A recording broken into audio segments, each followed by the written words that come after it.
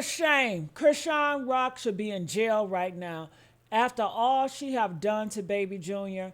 First of all, when he was in her womb, she was drinking, doing all types of stuff, fighting, stressing. She didn't care about him.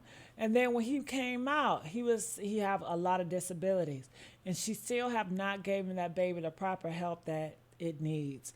And just recently, she was on stream, and do you know this baby is having seizures? Seizures. And they say every time he have a seizure, he losing a lot of his brain cells. People are saying he's not going to make it. They are saying the baby is not going to make it. I came across this video. I was like, you guys need to hear this because this is serious. We may see a baby death right in front of our eyes. And you know, Chrisean Rock, her story is a casualty tale. She's over there crashing out, jealous of Nivea having a new perfect born baby while she's over there with a disabled baby.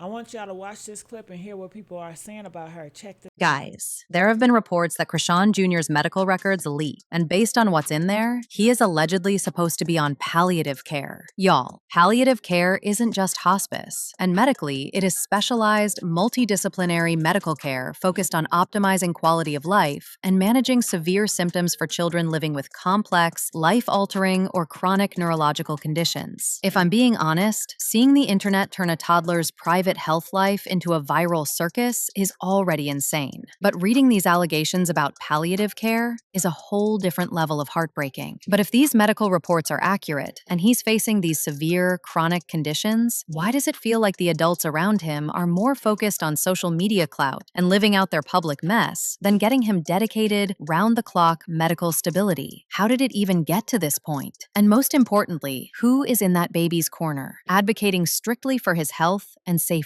Cause Chrisean Rock is too busy throwing hands with somebody in the streets of Hollywood, and I'm talking full-blown fist fight. Wow, this is honestly so sad. But let's get into those leaked medical records. Now, first off, we gotta address these leaked medical records, because that whole situation is just downright dirty. I mean, airing out a baby's private health info on the internet for public consumption is crazy, regardless of how people feel about Chrisean or Blueface. But here's the reality check everybody needs on HIPAA, because y'all keep screaming, HIPAA violation. Here's that thing. Your friends, family, and random internet trolls are not bound by HIPAA laws. HIPAA only applies to covered entities, meaning the doctors, nurses, hospital staff, and insurance providers who signed those privacy agreements. So if a family member or acquaintance gets their hands on the paperwork and posts it on TikTok, they may open themselves up to a civil lawsuit, but they aren't going to federal prison for a HIPAA breach. Anyway, according to the leaked records, allegedly Junior was born with several conditions, the first ones being FASD and NAS. That is, fetal alcohol spectrum disorder and neonatal abstinence syndrome. Scientifically, NAS happens when an infant experiences withdrawal right after birth due to exposure, leading to central nervous system irritability, tremors, and severe feeding issues. FASD, on the other hand, occurs from prenatal alcohol exposure and often presents with classic facial features which people have said they totally see from Junior, like thin upper lip and smaller head size. Of course, there have been videos of Chrisean drinking and smoking while she was pregnant, so that definitely isn't surprising. Anyway, allegedly Junior also has spastic diplegia and seizure disorder. Basically, spasticity is a neurological condition causing stiff, abnormally tight muscles that make basic movement or walking extremely difficult, which is why Junior is often carried or in a stroller. Notice how his legs look super tight and tend to pull together or cross slightly when he tries to step? Okay. Where you going? Where you going? Where you about to go? Where you about to go, Rihanna? Huh?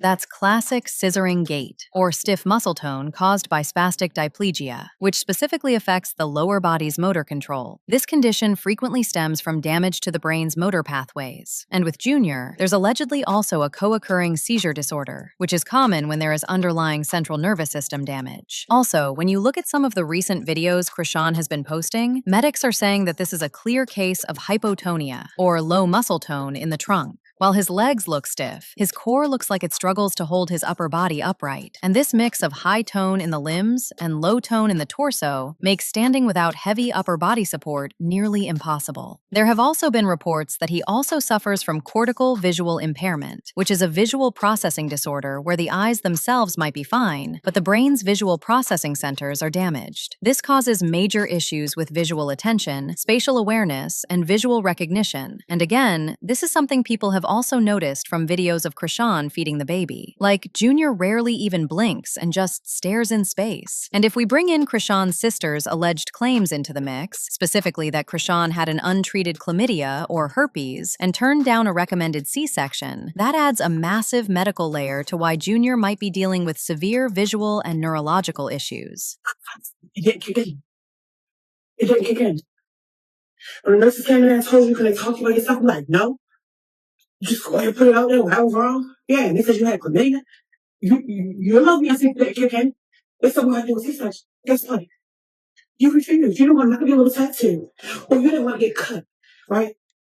Don't worry. We need my instance of that thing. Because you sent me the infected canal, right? You did. You did that. So, don't do that. When I encourage you, I keep asking you, leave me alone. You want to play with my children now, right? You play with my children. Tell on my grandbaby, like. And you know, it's crazy. We would never talk about Chrisean because he's special and we really love him. But yo, you are foul. You are foul and disgusting.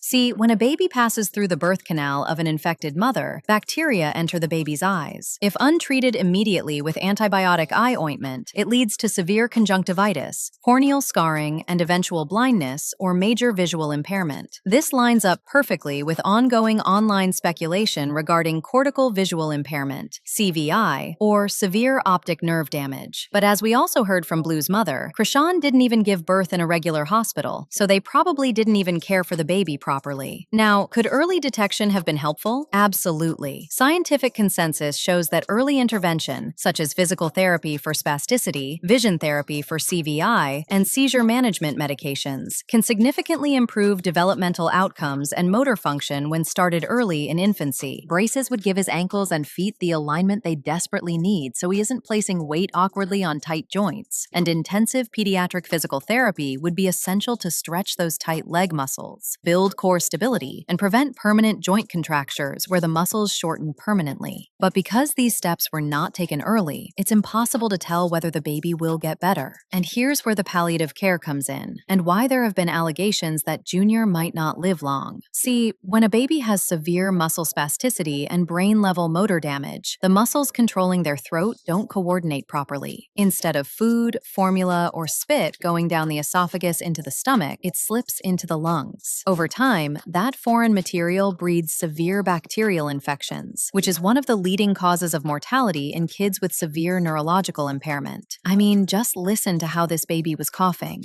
and tell me it's not alarming. See, we coughed it all up. Good boy. Give me that. Good boy. Yeah. Good boy. Mm-hmm.